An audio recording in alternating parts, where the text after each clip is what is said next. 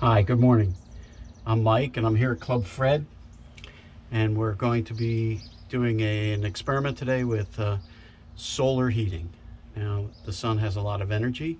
It's easily converted into heat, and we're going to do that today and see how much we can raise the temperature of the pool strictly with the solar heating. So our pool is 20,000 gallons, and presently it's 80 degrees F. We've had a couple of warm days, so it's really heated the pool up. And what I've done is I have an extra return. Now, a return is how water is returned to the pool, and I have 3 of them in this pool. One goes into the hot tub, one goes into the north side of the pool, and there was an extra that was here on the lawn that was going to be used for a waterfall or a rock garden that went into the pool, which we've never done. In 17 years of having the pool, it's been sitting there as a pipe that sticks up out of the ground. So we have a 4-inch 50-foot flexible garden drain hose, and all we're going to do is use this in a gravity fed fashion, and so there's a physical principle that air pressure is going to push equally on both sides of will push uniformly across the entire planet. So if we have a tube that's shaped like a U, air pressure is going to push in here, air pressure is going to push in here. If we fill that full of water, this will fill to the same level. And all we're going to do is lower one end of it,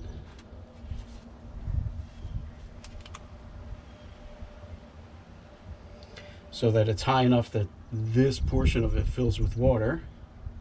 So that'll be 100% filled, and then it'll spill out at the end. So to measure the amount of heat or energy that we're going to have in our pool, we need 3 things. We need the temperature here, we need the temperature here, and we need the flow of water flowing through the pipe. So we take T2 minus T1, multiply that times the gallons per minute, times a constant, and that equals your BTUs per hour. So, how do we gather all that data? Let's just erase everything here. We're going to do it with a Raspberry Pi, since it's very handy to do. And I had a Raspberry Pi sitting around. So, we're going to take a Digit NG3/4 flow meter. We're going to take a 1-wire, actually 2 times 1 wire, DS18 S20 waterproof probes. Got them on Amazon, cheap, easy to build. You don't have to make them yourself. I also have a do-it-yourself solar meter.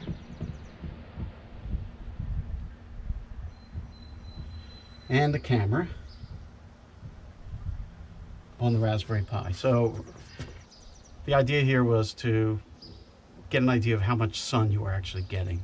So today's going to be looks like a very sunny day. It's going to be warm. So we'll see how we do. So let's now go out by the pool, and we'll take a look at all the equipment that we have lying around the pool, where my wife has just been loving the fact that I have 50 feet of black hose and wires running all over the pool for the last 2 weeks or so, just gathering data. So here we are by the pool. You can see the black hose draped around the pool. And that's just going to sit in the sun, and we're going to see how much of a temperature change that we get from one end over there where the return feeds in to the other end over here where the water spills out. And we're measuring the temperature. You can see the wires hanging into the pool, and you can see over here the flow meter that I've got hooked up to the input end of the hose. So it's there's the model number and everything. As I said, the return was here. It was simply a matter of connecting this beautiful 3/4 inch garden hose connector onto it and with a valve so that I can shut it off. It's better than what we had there before. For 17 years we had a plug that was just in there plugged away, rotting away, and the valves were all ready to go, and so I felt like it was meant to be. This is the instrument package.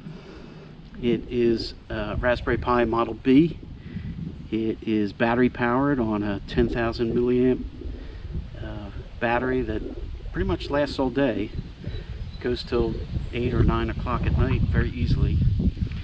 It's easily disconnected, and so all I do is connect it in the morning, disconnect it at night. You can see the solar panel on top, and that's just really measuring a relative amount of sunlight, so I can tell if it's in shade or at least this one particular spot.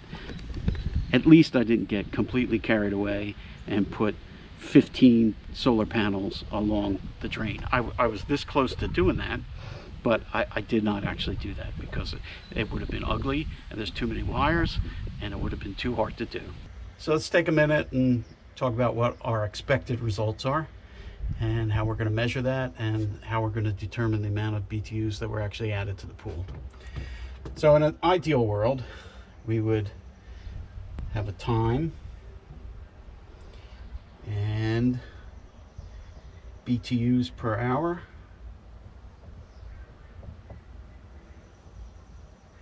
and this is in hours.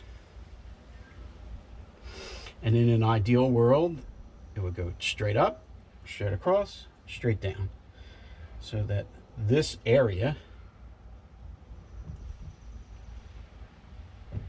since it's measured in BTUs per hour and hours, we multiply BTUs per hour times hours, and we get BTUs. So by figuring out the area, we can figure out exactly how many BTUs have been added to the pool. Now, of course, we're not going to get a square shape like that. What we're going to get is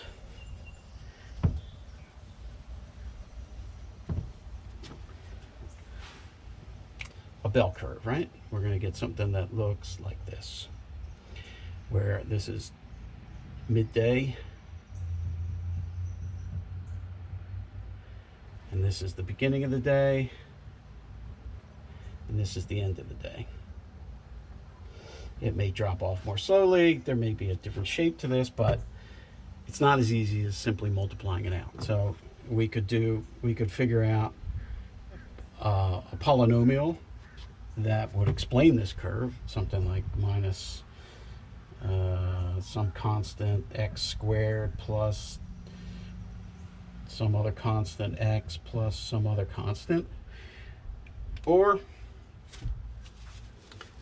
and Professor Navarro from Widener University in 1985, please excuse me,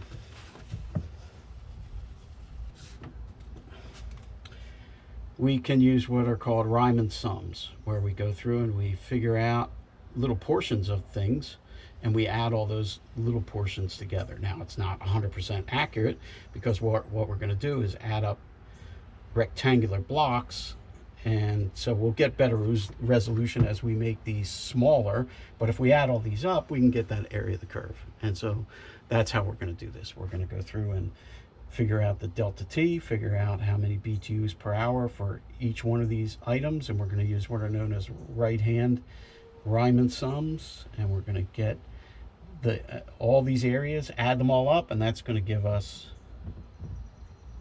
our BTUs for the day. our BTUs for the day, we'll easily figure out how much temperature is actually added by the very ugly 4-inch drainage hose that goes around the pool.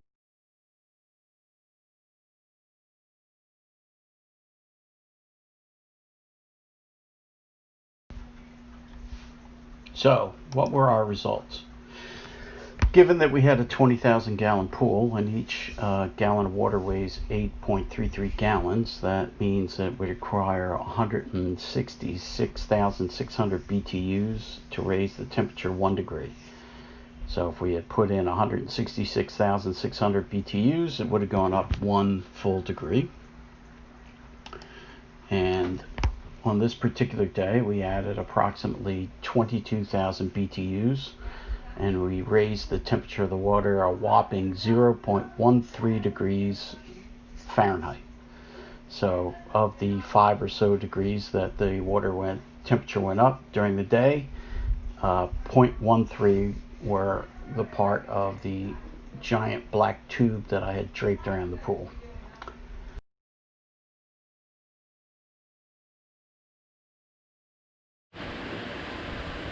So what can we say in conclusion then for my 2-week-long experiment? I guess having an extra 1/10 of a degree is a good thing, but it's certainly not worth getting a divorce for. There may be better hidden ways of doing this, hiding it on a roof, putting it somewhere that's less obvious, not having this giant eyesore in the yard.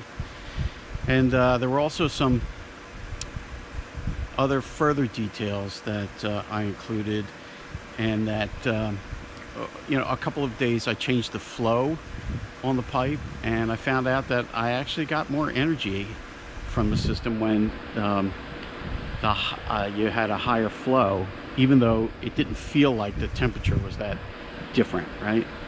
A small amount of temperature difference and a greater flow gives you, they factor towards one another, and so they're both, either one of them going up makes it worth it. And there may be better effort spent on heat loss prevention rather than trying to add more heat into the pool. The pool actually loses 2 to 3 degrees every night, and you may be better off with a blanket on top, or perhaps one of those alcohol blankets that prevent evaporation. I think that's going to be my next thing. So goodbye for now, and I'll probably do another one of these for the alcohol blanket. We're testing that out now, and I may build a couple others that may have a smaller diameter and different types of solar heaters. So that's all for now. It's really all about enjoying the pool after all, isn't it?